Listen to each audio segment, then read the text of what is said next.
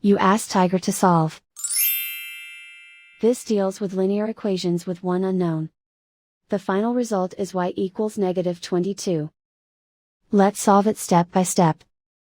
Group all constants on the right side of the equation. Add 6 to both sides. Simplify the arithmetic.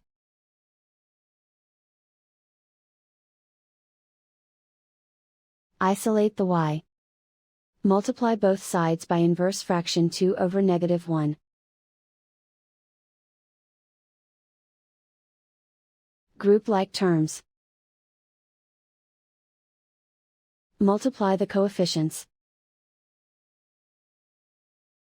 Simplify the arithmetic.